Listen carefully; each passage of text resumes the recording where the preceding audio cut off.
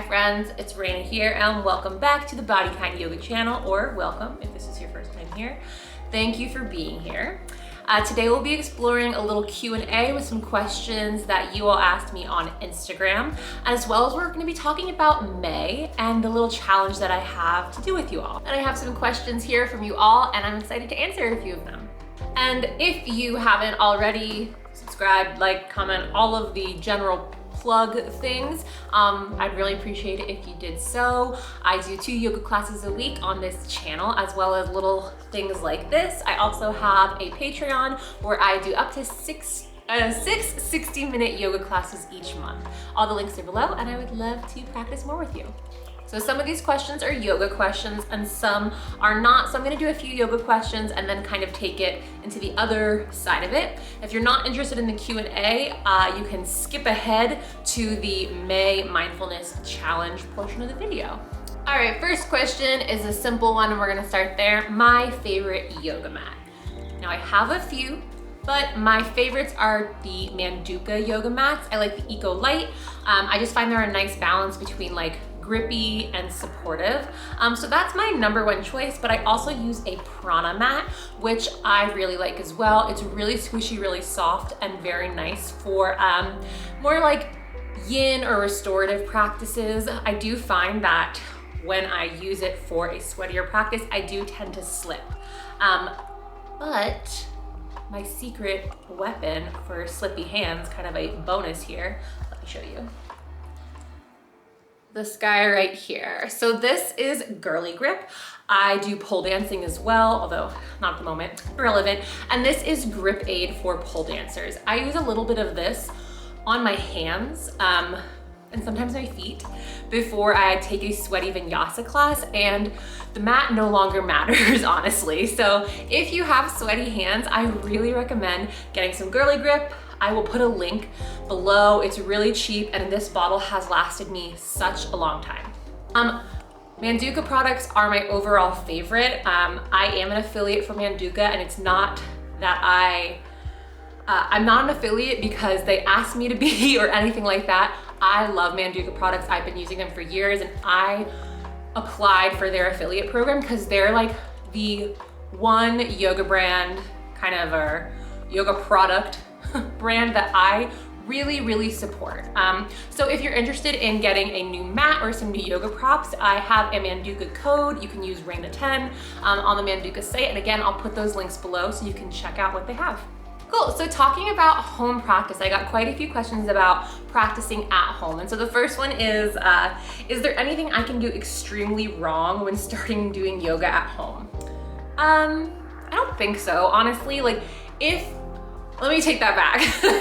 If you are trying to do physical things, as far as like the physical yoga practice, yoga asana, if you're trying to do physical things that your body is not ready for, then I would say like, that's wrong. It's wrong to yourself. You have to be kind to yourself when you're doing these practices. And if you're trying to do crazy shit that you maybe don't know how to do quite yet or you're not warming up for, then I really recommend, starting slow. And so I don't know if it's so much that you're doing anything wrong, but you gotta crawl before you can walk. And so really take the time to learn. Learning at home is a totally different experience because you don't have someone in person helping you like refine things like alignment and giving you those little tips and tricks that can really help shift a pose that feels awful to something that maybe feels more comfortable. And so I would say, no, there's really not anything you can do totally wrong. Just be kind to yourself, be gentle with your process. And I guess the one biggest thing that I really hate to see people do is try to jump right into inversions, especially headstands. And when I say jump into it, I literally mean watching people kick up and like use momentum into headstands. Really, it makes me bounce off the walls. It just, I think is really dangerous for your sweet head and your precious neck. So please find resources to help guide that practice if you are looking to explore inversions. Cool, so this next question is, how do you get stronger in poses or better at holding poses? And the realist answer is hold them for longer. practice more. I love Ashtanga, and I love the primary sequence or the primary series because you hold each posture for 5 breaths. And so I recommend exploring the Ashtanga primary series if it's something you're interested in as far as like sustaining things, or as you practice, hold poses for longer. Set yourself like a little kind of goal or a little boundary. Like, I'm gonna hold this pose for 3 breaths. I'm gonna try to hold this one for 5. And set yourself a little, I don't know, goal amount of breaths in your head, because the only way to get stronger in postures is to spend more time strengthening that posture and also the things that support that posture. So if you're looking to get stronger in, let's just say headstand, because that's what I'm talking about today apparently. If you're looking to strengthen your headstand, you wanna be spending time in postures that support headstand, like dolphin, for example, strengthening the shoulders. You wanna be spending time in cat-cow even, just to really kind of figure out how this area works. You wanna be doing core work and learning how to shift your weight. And so spending time focusing on the things that add up to that posture can be really helpful.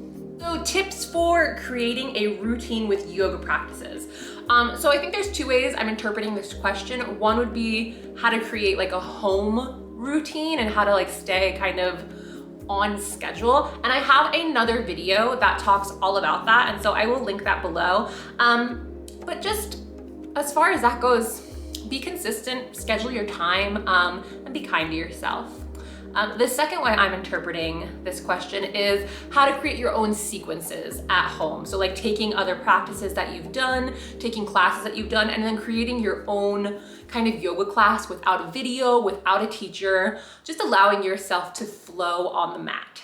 And I think that's a really fun and a really beneficial way to move, because it really encourages you to be fully embodied in your practice and in your movement. And so what I would say is, find things that you like.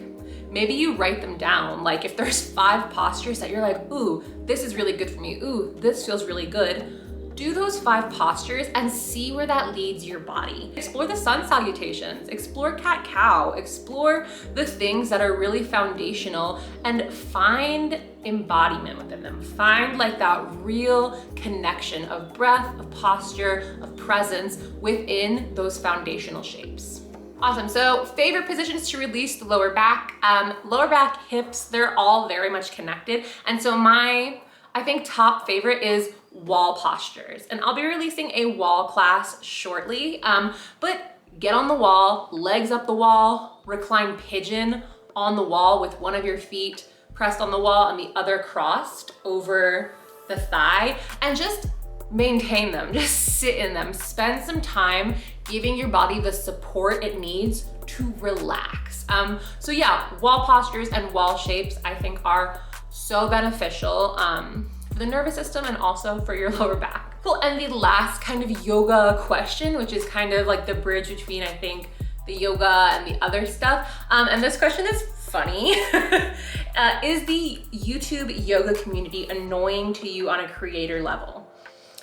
I don't know if it's annoying. It's definitely a really like saturated place, and I think trying to like find what more I can contribute to it is challenging. And so it's also like a total, social media is such like an ego trip. Like you really just finding ways to stay confident and feel good about like what you're doing, and also like not get stuck up your own ass. And so like, I don't know if the YouTube community, yoga community is annoying to me. I just think it's like very saturated, and I kind of struggle with like my place within it, and trying to just like do good work and support people. And I think the other hard part is like, I know that I'm never going to please every person. I'm never going to please every student. And to be very clear, like that's not a goal I have. I want my practices to be accessible, but that doesn't mean every class is going to be for every single body and everybody. Like I don't expect every person to like every class, whether that be energetically or maybe it's physically just like not in reach that day. And so it's hard to feel like people are dissatisfied with what I'm offering. And it's also hard to create things that have to like live in perpetuity. Like, you know, you go into a yoga studio, you take an hour class, like Do you remember what you just did? Probably not. I know I don't. But with YouTube, things just kind of live on here. People can kind of go back. And so it's definitely challenging my creativity. It's challenging in those ways. And so I would not say the community is annoying, but I would say it has its challenges. Awesome, so I just picked a couple non-yoga questions to answer that I just really liked. And so the first one is, can you please share your experiences going to concerts alone and or any advice? And so if you follow me on Instagram, I have briefly talked about and mentioned that I love going to concerts by myself. I think I've probably been to maybe over 10 concerts by myself. And I just think it's a really beautiful experience. I will say, I don't really go to big concerts. I love music. I don't think I like obscure artists. I'm definitely not that person, but I like artists that tend to play in like smaller venues, from what I've seen. I like bigger artists too, and I've been to big concerts, but just not by myself. And so a lot of the concerts I go to alone have been in smaller venues, usually between like the 400 to 600 people as like their kind of capacity to hold. Not that many people were there. But as far as like going alone, I'd really recommend like finding ways to relax yourself before. I like to have a glass of wine. I always have a drink when I get there. It gives my hands something to do. And then I think also like, if you're nervous about it, kind of sitting with why you're nervous. Like, is it the kind of social expectation of having friends essentially? Or like, what about being there alone makes you apprehensive? I know at first I was like, oh my gosh, people are gonna think I'm such a loser for being at a concert alone. And then I realized that I didn't give a shit. I've been going out to eat by myself since high school. Like, it's just a practice in being alone that I've always really enjoyed. And I think it just kind of extended into me starting to go to concerts alone. And yeah, so explore what makes you nervous and then just tell it to shut up. If it's a safety thing, obviously there's like things to be explored there and like true, like, you know, safety precautions to be taken. But I think if it's like this societal expectation or like an embarrassment thing, like recognize no one gives a shit. Like no one's looking at you. No one cares what you're doing. I think the biggest concert I've been to alone, I went to see Alt J in Marion Hill when I lived in Tennessee. I drove 3 hours from Knoxville, where I lived, to Nashville. And that was a pretty big concert, and I was completely by myself. And it was amazing. It's so nice to not have anyone else's agenda kind of in your head there. And so I got as close as I wanted to. I didn't take a bathroom break. I didn't do anything. I wanted to be like as close as possible. And I feel like that has always been, I feel like just not having someone else's agenda has always been one of my favorite things about doing things alone. I love collaborating and I love working with people, but sometimes, shit man, like I just wanna do my own thing, and concerts have always been a really fun way to do that.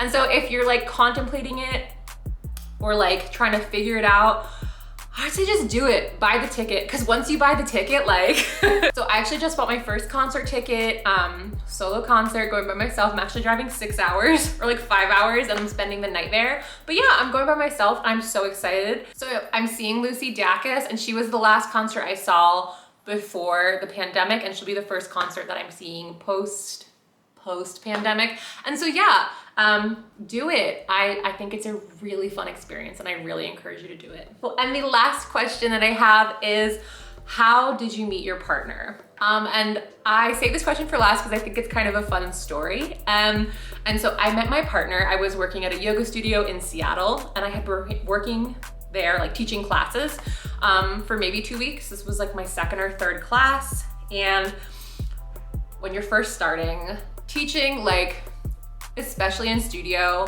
you get the shittiest spots. You get the shittiest times. Like, you're gonna have that 6 a.m. class, or for me, I had a 5 p.m. class on a Saturday, summer in Seattle. Like, the Seattle yoga scene really dips in the summer because it's beautiful. beautiful out and people like don't want to be inside. And so I was teaching like 2 people every Saturday at 5 p.m. But yeah, so one of those Saturdays, it was like I said, like my 3rd Saturday working maybe, teaching. And this guy came in, I was like, oh, he's cute. And he took my class, and I will say, like, ethically and generally speaking, I would not date my students. This is the first time I ever saw this guy. It was the first interaction we had. And this studio was right next to a Trader Joe's. And so after class, I went into Trader Joe's to get a 6-pack and a frozen pizza, like I do on most Saturdays. And when I came out of Trader Joe's, I guess he was in there and he was standing there with flowers. Gave them to me and told me, he said, welcome to Washington. We had chatted a little after class before I went into Trader Joe's and kind of talked about like me moving there recently, and just, yeah, we just chatted for a few minutes. And so that was kind of, I guess, the follow-up. And yeah, after that, we went on a date like a week or so later, and that's really been it ever since. And so, okay, cool. So let's talk about the May challenge. Challenge, I should say in quotes. So this is a mindfulness exploration for those of you looking to bring a little more mindfulness into your day-to-day or practice it a little more intentionally.